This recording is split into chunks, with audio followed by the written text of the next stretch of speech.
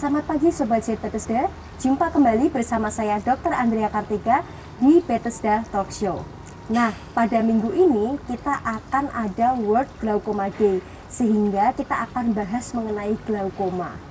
Nah, pada kesempatan kali ini kita bersama dengan Dr. Marlina Afifuddin, spesialis mata di Rumah Sakit Bethesda. Selamat pagi Dr. Marlina. Selamat pagi Dr. Andrea. Baik, bagaimana kabar selama pandemi Dokter?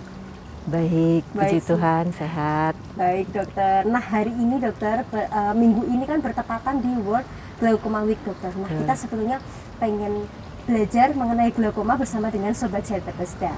Nah nggak usah lama-lama, yuk tanya aja langsung ke Dokter Marlina. Nah dokter, sebetulnya apa sih itu dokter glaukoma? Bisa dijelaskan kepada Sobat Jet Bethesda? Karena kalau kita ngebaca di poster itu ada tulisan seperti ini dokter, glaukoma si pencuri penglihatan. Nah itu monggo silahkan dijelaskan dokter. Baik, jadi yang kita sebut dengan glaukoma itu adalah kelainan pada saraf mata yang disebabkan oleh tingginya tekanan bola mata. Namun juga perlu diperhatikan, kadang tekanan bola mata yang normal juga bisa menyebabkan kerusakan, tergantung pada individunya. Ditandai dengan adanya kelainan lapang pandang dan kerusakan saraf optik. Mungkin bertanya kelainan lapang pandang itu apa ya Dokter Andrea? Iya betul. Gambaran kasarnya gini, seandainya saya sama Dokter Andrea berhadapan-hadapan gini, kita tanpa perlu melihat ke sana, kita tahu ya Dokter Andrea, di sana ada apa. Terus kita tanpa melihat, kita tahu oh di sana ada apa gitu. Nah, pada penderita glaukoma, lapang pandangnya itu terganggu sehingga dia kalau mau lihat ini ada apa sih di sana gitu, dia benar-benar harus melihat ke sana. Oh, baru dia tahu. Nah, itu yang makanya dia disebut pencuri penglihatan yang Dokter Andrea bilang, karena kelainannya itu dimulai dari tepi. Jadi kadang orang tidak sadar gitu. Nah, mungkin seperti itu Dokter Andrea, glaukoma. Pakai kacamata kuda gitu ya dok ya? Ya, atau seperti itu benar, ya dok? kurang lebihnya. Oke, nah mungkin kalau ada gejala lain yang mungkin lebih spesifik bisa Sobat Jet Bethesda temukan gitu, misalnya tiba-tiba apakah ada pandangan yang kabur atau mungkin matanya pegal-pegal gitu kan, kadang kita kan overthinking ya dok kalau misalnya ada apa kayak debu-debu penerbangan pusing gitu. Nah itu mungkin bisa dijelaskan gejalanya dokter. Baik, glaukoma sebagian besar tanpa gejala. Jadi kadang orang tidak menyadari bahwa dia menderita glaukoma, makanya itu disebut silent blinder atau si pencuri penglihatan. Jadi dia pelan-pelan baru kita sadar, oh kita ini ternyata sudah ada gangguan penglihatan. Kadang ada gejala yang timbul seperti nyeri pada mata, biasanya pada daerah apa kita bilang forehead ini ya, pelipis ya, daerah situ, atau ada yang mengeluh ya matanya seperti kayak pegal mau lepas seperti itu. Namun pada umumnya dia tanpa keluhan. Jadi benar ya itu dibilang tadi silent blinder atau pencuri penglihatan gitu.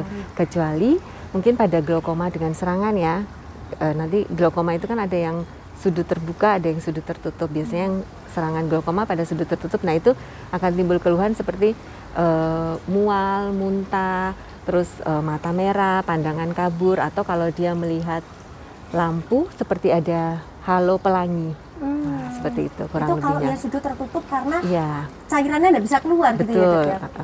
Kalau misalnya sudut terbuka itu malah yang sedikit lebih ini ya dok ya, karena kita tidak bisa mengetahui secara pasti gejalanya. Iya, karena kadang tanpa gejala. Betul, karena itu makanya penting sekali untuk selalu apa istilahnya screening ya, memeriksakan mata. Makanya ada glaukoma week ini, World Glaucoma Week, untuk meningkatkan ke awareness itu, kewaspadaan kita terhadap glaukoma. Jadi kalau untuk mendeteksi dini, sebaiknya apa yang bisa kita lakukan dokter? Apakah kita harus berkunjung ke dokter spesialis mata atau seperti apa itu dokter deteksi dininya? Ya, jadi mungkin sebelum Dokter Andrea kita harus mengetahui dulu orang-orang yang berisiko untuk glaukoma. Jadi orang dengan riwayat keluarga glaukoma itu dia kemungkinannya 10 kali lebih besar untuk menderita glaukoma dibanding yang tanpa riwayat keluarga glaukoma. Kemudian orang dengan kelainan refraksi, misalnya miop itu kalau yang orang awam suka bilang minus, nah itu juga berisiko untuk glaukoma. Kemudian orang dengan hipermetrop atau yang kita suka bilang plus, tapi bukan plus untuk baca ya. Oh, Jadi yang kelainan untuk melihat jauh itu ada yang minus, ada yang plus. Itu yang hipermetrop itu juga dia berisiko untuk glaukoma. Kemudian orang dengan hipotensi, kemudian orang dengan mungkin pernah trauma mata itu juga berisiko. Jadi kalau kita usia, dengan bertambahnya usia, resiko itu juga meningkat. Di atas 40 itu resiko untuk glaukoma juga meningkat. Jadi kalau kita punya faktor-faktor resiko itu, maka kita sebaiknya mengecek mata. Jadi kalau glaukoma, World Glaucoma Week itu dia menganjurkan untuk usia sebelum 40 tahun itu kita 3-4 tahun sekali kita cek mata. Kalau kita di usia 40-60 tahun, sekitar 2-3 tahun kita harus cek mata. Kalau di atas usia 60, 1-2 tahun sekali kita cek mata. Gitu. berarti itu memang deteksi dininya harus Ya, segera ya dok ya? Semakin Oke. cepat dideteksi, semakin baik, semakin sedikit kerusakan yang terjadi, semakin besar kemungkinan visus itu maksudnya penglihatan diselamatkan. Oke, Gitu. nah untuk komplikasi yang paling berat dokter, komplikasi yang mungkin menakutkan untuk kita itu apa kira-kira dok? Glaukoma itu dia penyebab kebutaan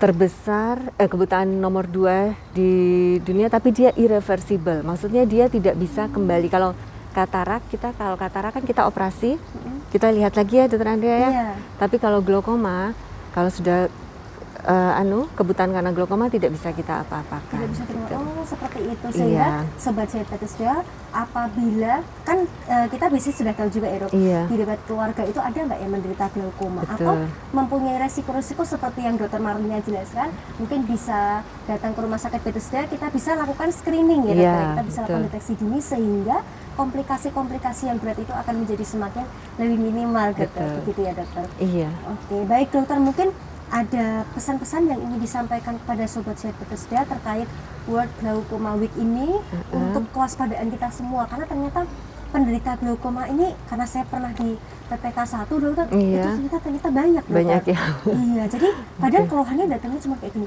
dok saya itu kalau jalan kok sukanya nabrak-nabrak Iya. gitu kan. Nah itu mungkin pesan untuk sobat sehat Bethesda dari dokter Malina, monggo dok. Oh baik. Sekarang di dunia ini kebutaan orang yang menderita glaukoma itu 80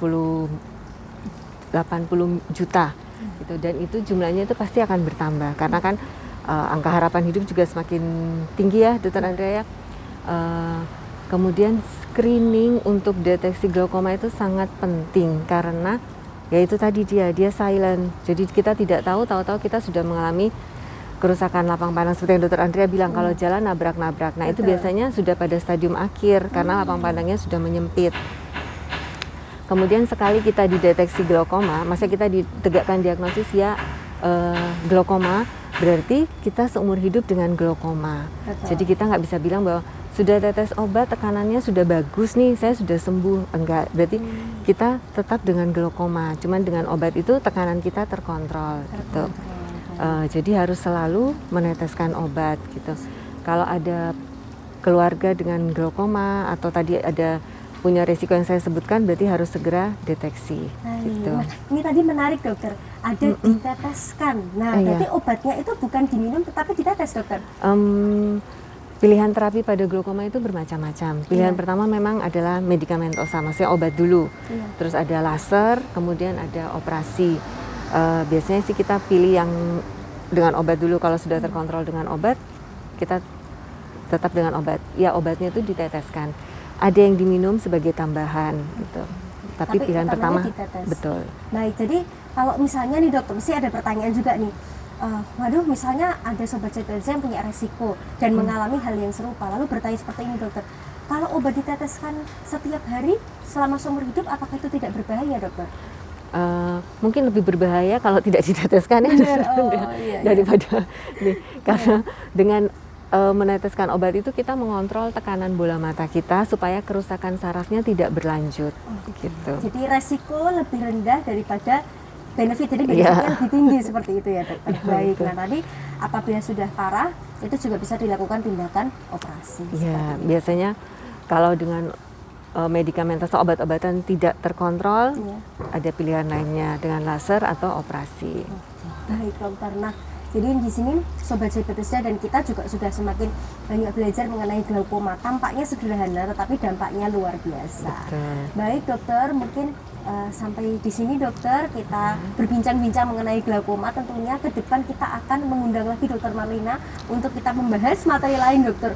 Karena di Baik. mata itu problemnya banyak sekali dokter, Oke. dan juga mata itu pasti kalau ada problem itu mengkhawatirkan kita karena mata itu kan penglihatan dokter, Betul. jadi sehingga banyak sekali pertanyaan-pertanyaan dari Sobat Bethesda mengenai keluhan-keluhan pada mata. Betul. Terima kasih banyak dokter Marlina. Terima kasih, Semoga Dokter kita bisa Andrea. berjumpa lagi di lain kesempatan dokter. Siap. Baik. Terima Baik. kasih banyak. Oke, nah Sobat Bethesda, tentunya jangan lupa bagikan informasi ini kepada kerabat Anda, saudara Anda, ataupun siapapun yang membutuhkan informasi mengenai glaukoma. Jangan lupa follow sosial media kami dan nantikan informasi kami selanjutnya. See ya!